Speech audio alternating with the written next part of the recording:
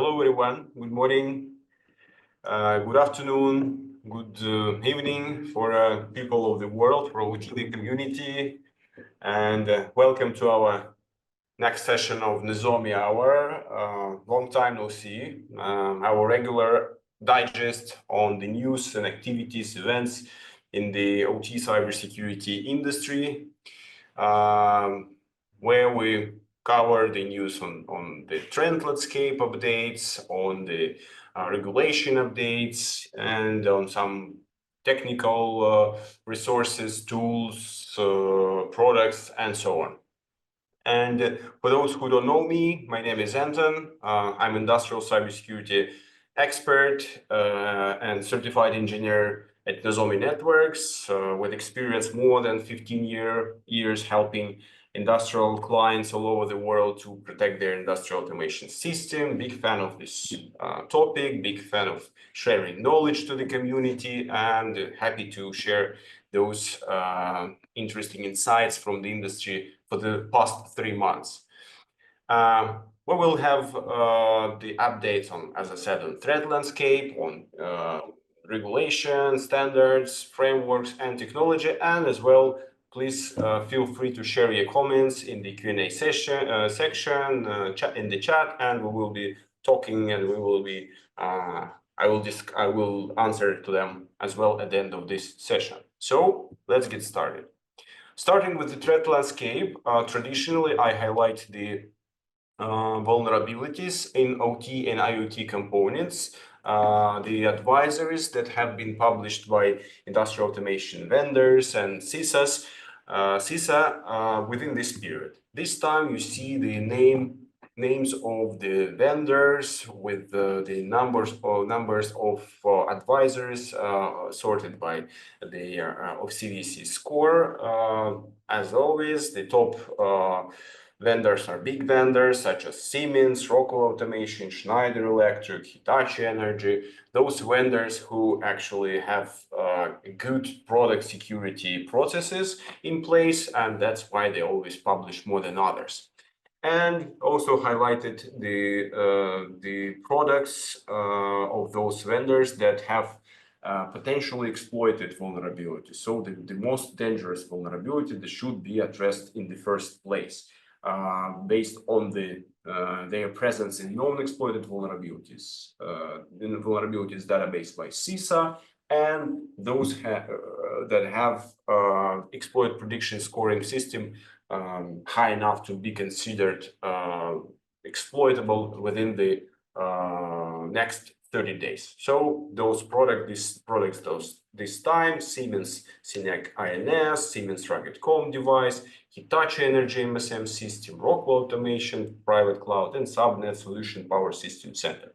So this is the top priority for closing the vulnerabilities. But again, in this session, I'm focusing only on OT vulnerabilities. Of course, the IT vulnerabilities in IT components that are present in IT in OT environment also should be addressed. Don't forget about that.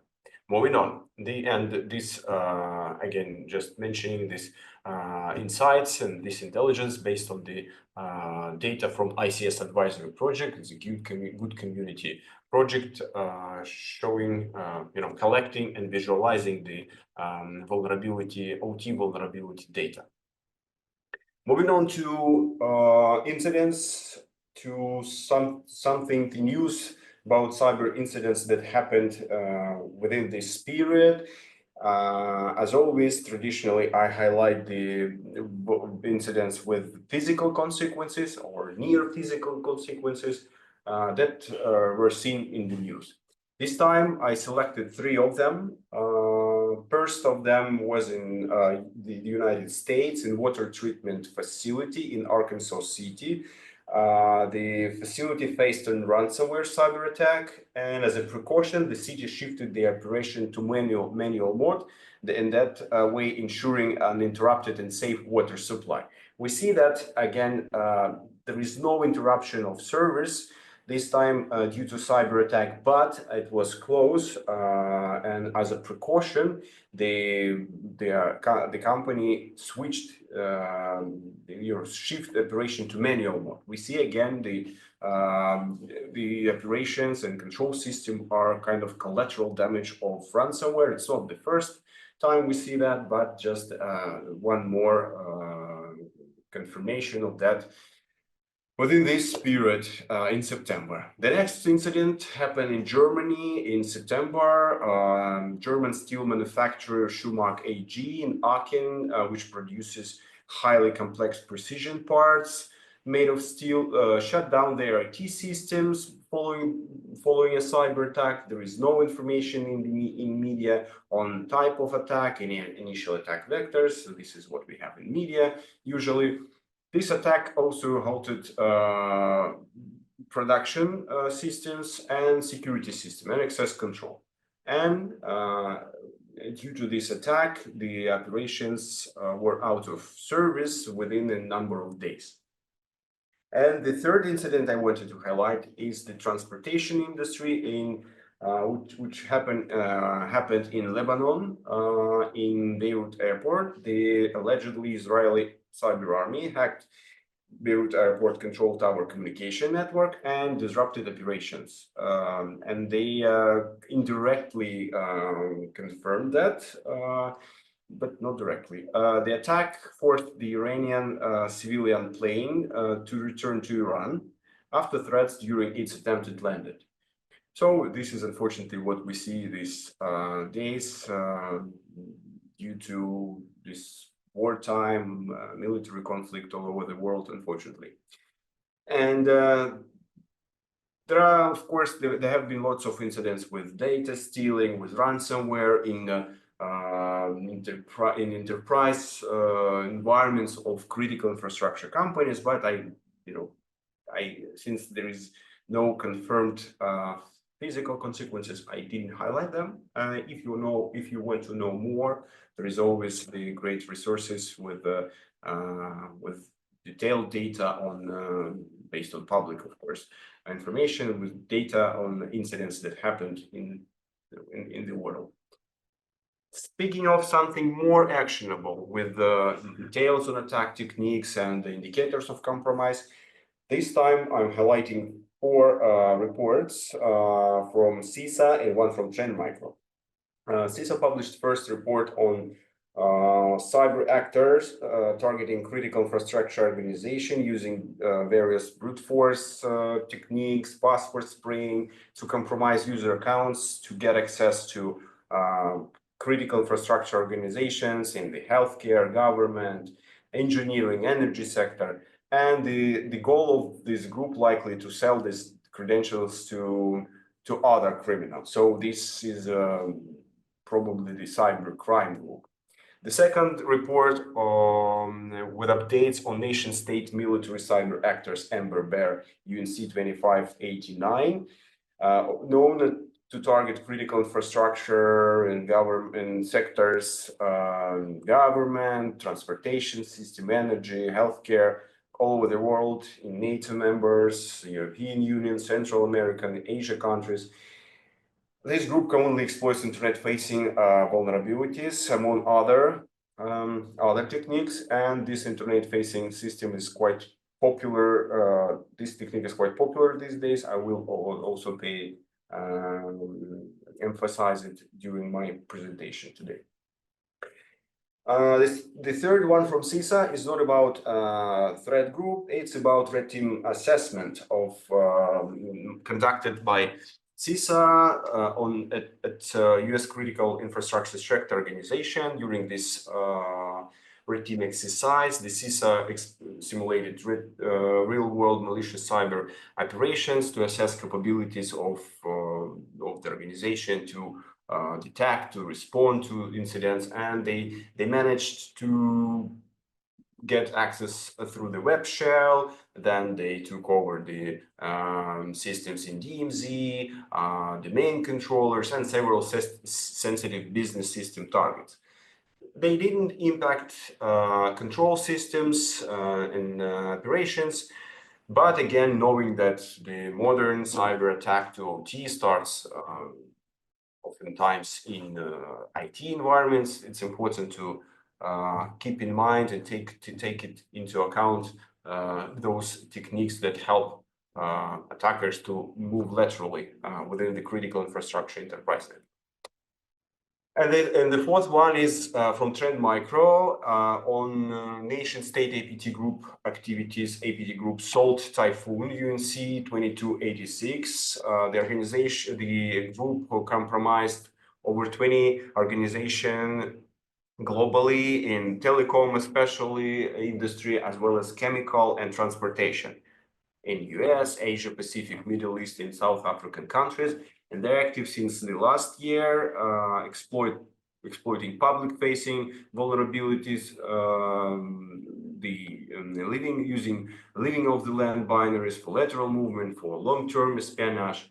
No any confirmation of damage to OT operations, but again, they're very active, they're everywhere, and intelligence is just the first part of potential sabotage in the future. So this is important to take into account. All the report have the attack techniques and this attack techniques description. The reports on APT groups have the indicators of compromise. So please use them for your detection capabilities, and for users of Nozomi networks, threat intelligence subscription, for example, we of course track those indicators of compromise and update our threat intelligence feeds with that information. Moving on to next piece of threat intelligence, I wanted to highlight that speaking of CISA's Red Team exercise, they also published during this period their new report on their assessment activities in critical infrastructure based on 143 risk assessment they conducted in the last year. During this exercise, they also emulate the sample attack path of nation-state cyber threat actors, exploiting vulnerabilities and so on. And one of the beauty of this report, they showcase the most effective MITRE attack framework techniques for each tactics documented in the report. So at my previous sessions, I also highlighted that it's important to prioritize technique, to focus on the most common, on most frequently used first. And this is just another example of those kind of top techniques resource. For example, for initial access stage, the attack techniques are on the screen, the valid accounts, the spear phishing links, brute force attacks, and exploit public-facing applications, which I mentioned before, used now by many APT groups, and we see in the news lots of information about vulnerabilities of internet-facing security devices, VPN gateways, firewalls, Fortinet, Cisco, Palo Alto, and so on. And we see, unfortunately, that sometimes the security systems actually become, instead of protection, they become a victim or entry points for further attacks. So pay attention to security systems as well. They also require protection. Moving on, speaking of MITRE attack framework, MITRE, some updates to it. This time there have not been lots of detailed updates, but one caught my attention is they added the FoxNet malware into the knowledge base. FoxNet malware, I told about that in the last session, and there are couple of good reports in the public on this attack. It's attack conducted by hacktivist group against the some Russian Moscow-based company that controls the city's pipelines, city's energy facilities. And the information about this this attack was published by a hacktivist group itself, and usually when the hacktivists publish information, it's not very trustworthy. But we see that Mitre added this case into their database, so that fact gives more credibility to this incident. And now we have pretty mapping to the attack techniques to Mitre attack techniques, and it's present. It has the visualization on the Mitre matrix. So now we have kind of official additional OT tailored malware in line with such malwares as Stuxnet, Triton, Industroyer, Pipedream. Now we have Foxnet. Foxnet, yes. Moving on, another updates from Mitre part. As they promised, they added new mitigations to their knowledge base, or the Mitre embedded, the knowledge base of cyber threats to embedded devices. They launched this database this year, and now they have mitigations, which is the security mechanism that can be directly implemented within devices to minimize threat impact at the level of the application software, system software, hardware, networking. And they also mapped this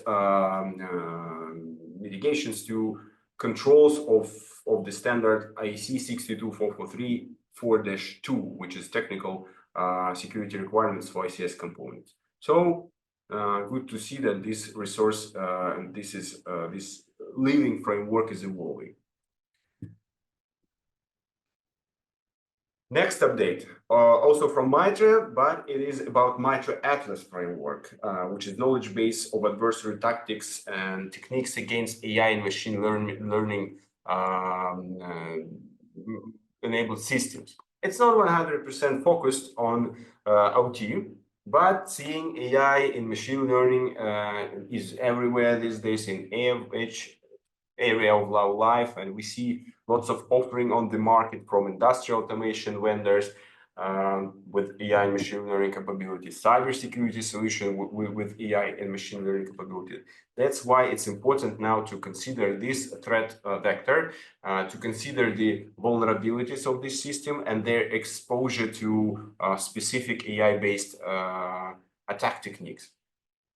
And good to know that Mitre Center for Threat Informed Defense updated this framework with new attack techniques, new mitigations, and they also added new interesting section, case studies, where they now provide examples and those incidents where those techniques were used against AI and machine learning enabled systems.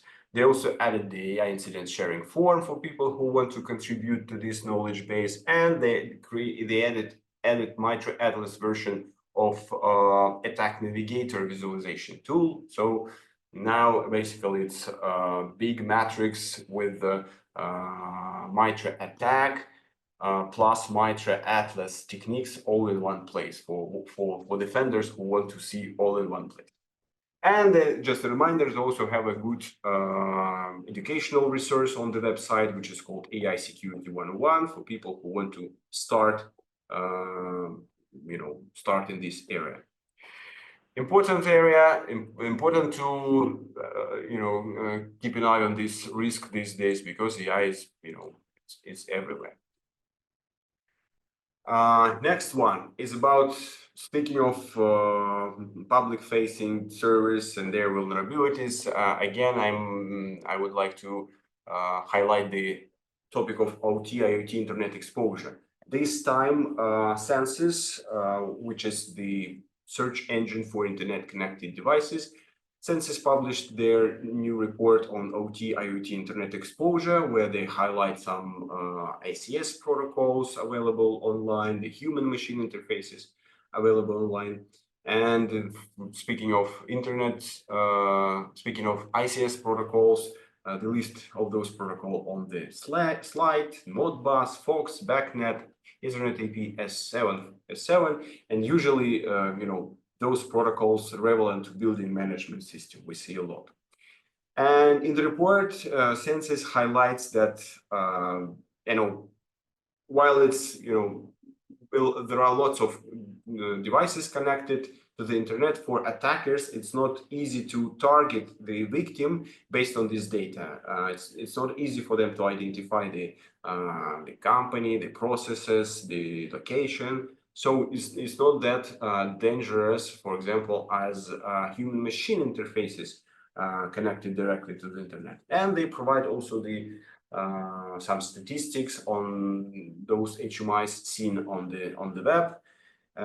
You see on the slide the top ones are automation direct CMOR HMI, Red Line, Crimson, Siemens, Semantic, MiniWeb. And for example, for the popular one, the most popular one for CMOR HMI, they managed to identify the industry behind the HMI, and with the top industries connected to the internet with web-based CMOR HMI are water, agriculture, facility, building management. And as they highlight in the report, as opposed to OT protocols, HMIs help attackers to identify the company, the industry, the location, and help them to target the victims. And also wanted to highlight that there are lots of examples on the web where people find unsecure HMIs, not web-based, but behind the RDP and VNC without password protection. And this is also another way to identify those systems connected to the internet, but Census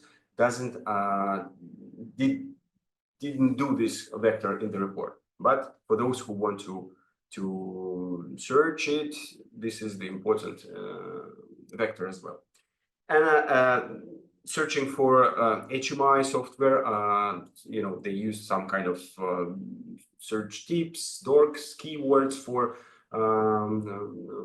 finding HMIs. I wanted to highlight some of the projects, some of the community resources that aggregate those search tips for search engines such as Census, Shodan, FOFA, Zoomai, and you see those links on the slide.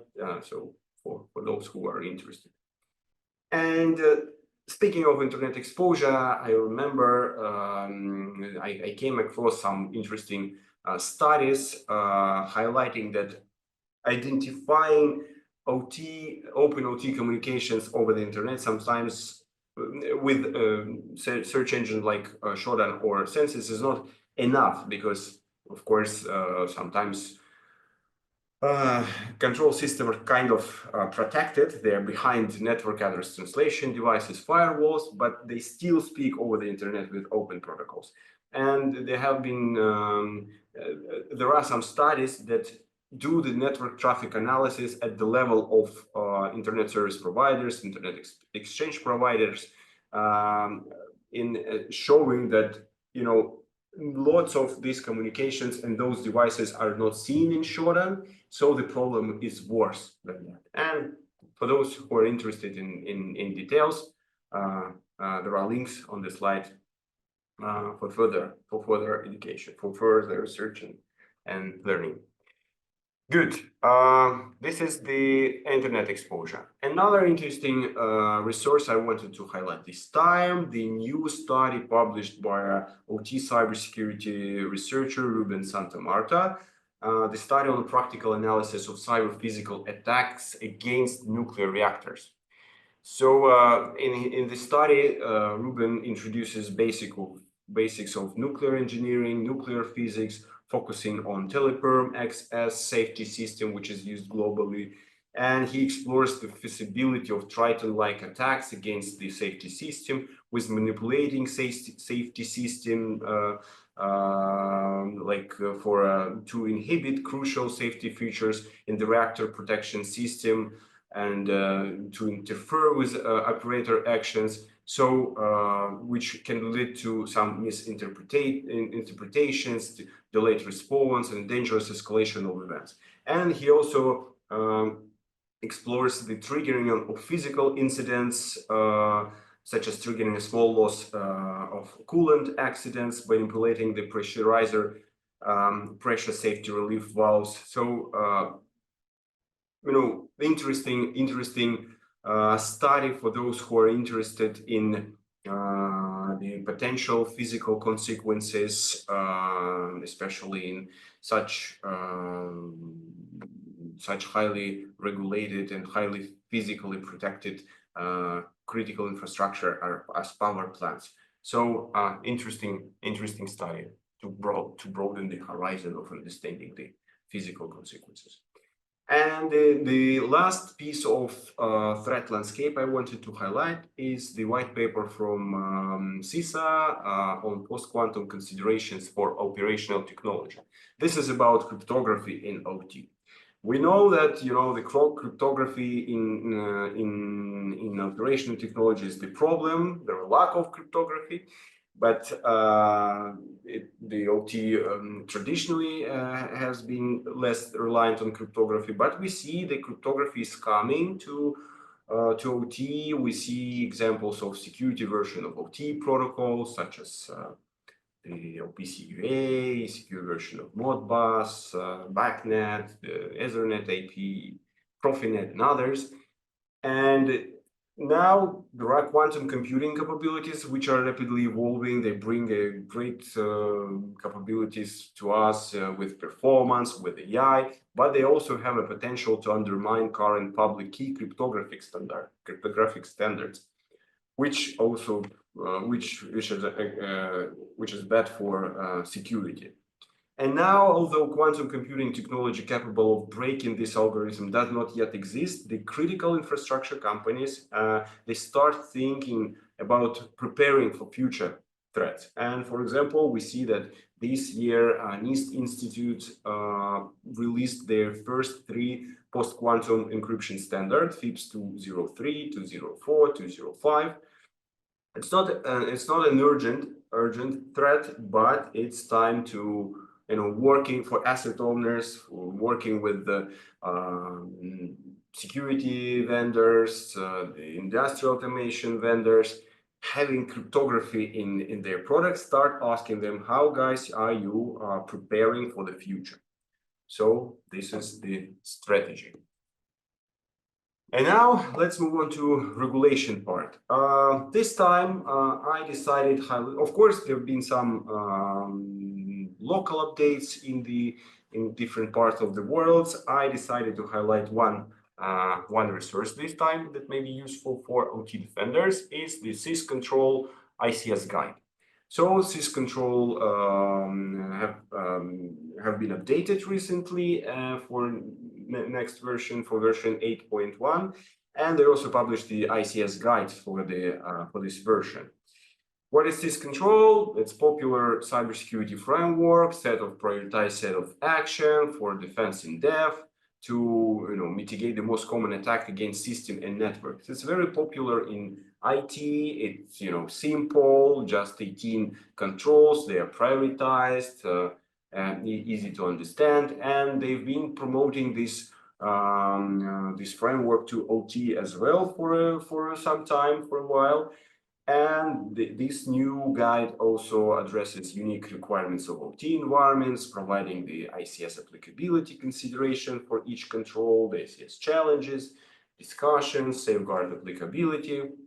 All in all, good resource for people who start in cybersecurity in OT or who want to assess their posture. And also, I want to say that this framework also has some mapping guides, some mappings to other cybersecurity frameworks. For example, for NIST cybersecurity framework, which is also popular cybersecurity framework for critical infrastructure protection.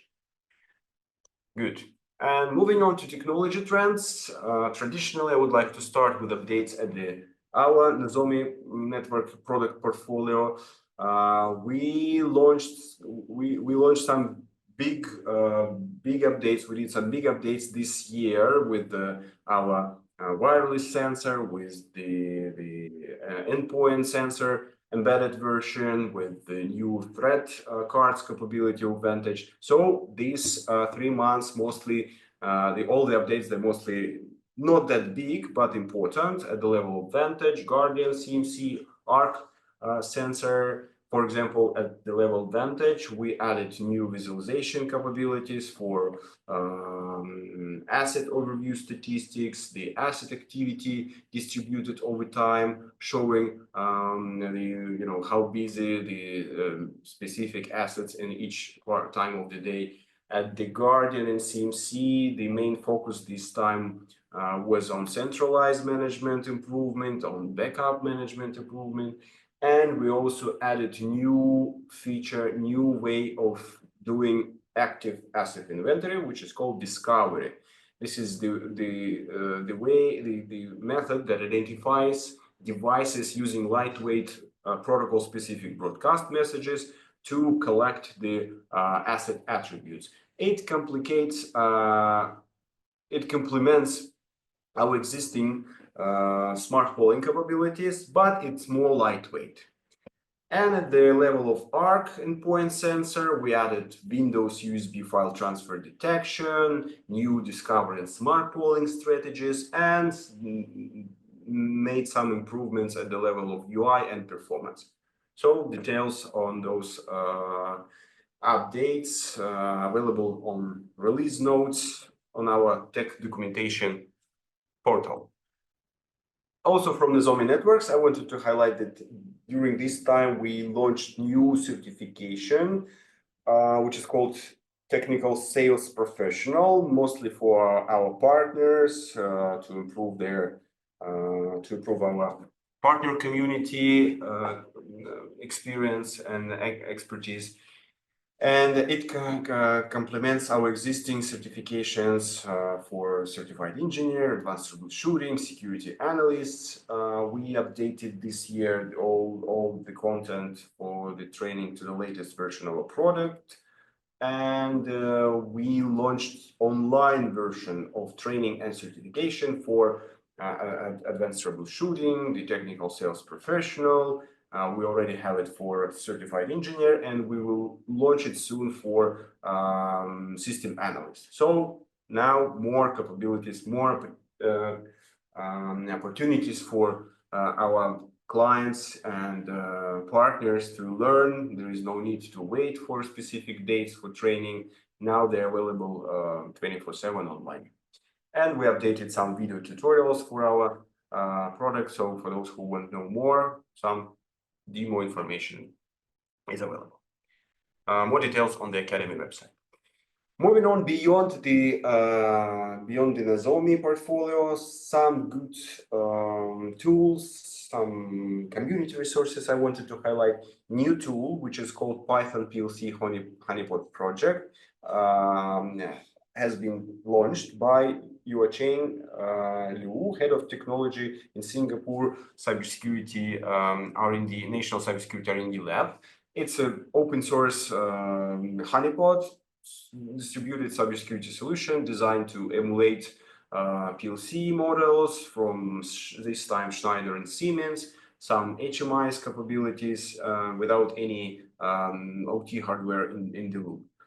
Besides OT components, it has some security capabilities such as data logger, attack detection, system monitor. So might be considered as a good tool for education, for labs, for attack emulation, and for example, security monitoring system assessment. So this is the update. And another community update I wanted to highlight, it's about the OT incident response focused professional community, which is ICS Special Interest Group at FIRST organization, at the Forum of Incident Responders. This is a global community of incident responders. Last year, they launched this working group focused on ICS. Not many people know about that. That's why I decided to promote it, to highlight. So this is private community, but everyone can ask to join them. The group goals is to develop best practices, processes for incident response in ICS, collect tools, provide channels for the like-minded people to talk, to learn, to share, and they have mailing list, Slack channel, first wiki space, and they do virtual meetings sometimes. They're not very active yet, but they still waiting for more people to join, to contribute. So if you're interested in incident response in ICS, this is an additional good community to be in. And that is the last news of this update. Would like to remind you that all the recordings and slide decks are always available on our website. If you're interested for the content, for the links, feel free to go there. And that's it. Thank you very much. And now we're ready to read the comments and answer questions if you have any. Let me check what we have. Okay, there is only one question this time about will we share the presentation? Yes, we will. As I mentioned, there is a website where we do that. I will publish it on LinkedIn, and anytime you can reach out to me directly. Any questions regarding this content, Nozomi product, any ideas on our key cybersecurity area, always welcome.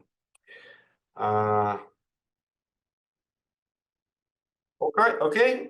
Since I don't see any other questions, I would like to say thank you to everyone to joining us today, and hope to see you next time. Next time we will have the session probably in March, every 3 months. And thank you very much. Take care.